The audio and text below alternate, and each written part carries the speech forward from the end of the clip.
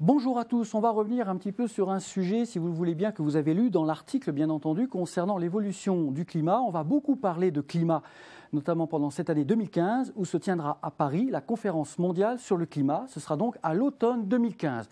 Ce qui va servir de base, bien entendu, ce sont les courbes du réchauffement climatique contemporain, puisque ce réchauffement climatique est effectivement tout à fait perceptible, mais c'est aussi d'envisager l'évolution ultérieure. Plusieurs évolutions sont possibles, mais pas toujours très connues. Alors on va revenir un petit peu justement sur ce qui s'est passé depuis ce que l'on appelle les années pré-industrielles, avant notre époque industrielle, c'est-à-dire les années 1880.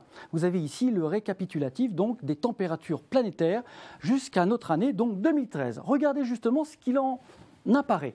Il en découle une courbe cyclique que vous voyez apparaître ici, qui montre bien que nous étions dans une période plus froide jusque dans les années 1930 et qu'ensuite, progressivement, s'est mis en place un réchauffement qui culmine dans la décennie actuelle. On peut dire en gros que par rapport à la moyenne du XXe siècle, nous sommes actuellement au niveau planétaire à environ plus 0,6 degrés, avec une phase de plateau, c'est tel que l'on la nomme désormais, un plateau dans le réchauffement climatique, c'est-à-dire que les années sont toutes les plus chaudes effectivement dans cette décennie, mais elles ne se réchauffent pas davantage. Donc un plateau planétaire depuis à peu près l'année 1998. Donc à partir de ça, plusieurs projections sont envisagées et sont calculées par les supercalculateurs. Il y a tout d'abord une projection cyclique.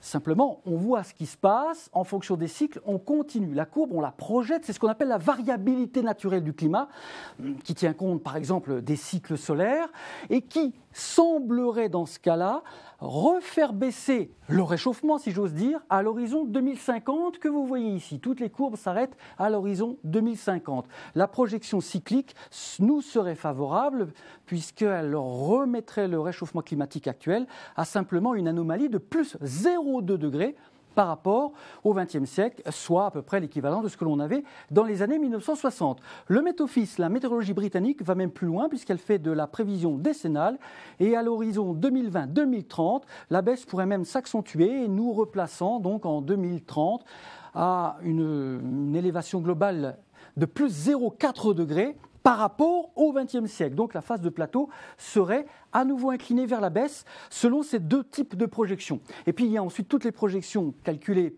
par le GIEC dans ces différents rapports. Il y en a plusieurs évidemment en fonction des scénarios d'émissions de gaz à effet de serre. Par exemple, on a simplement ici récapitulé avec les deux extrêmes.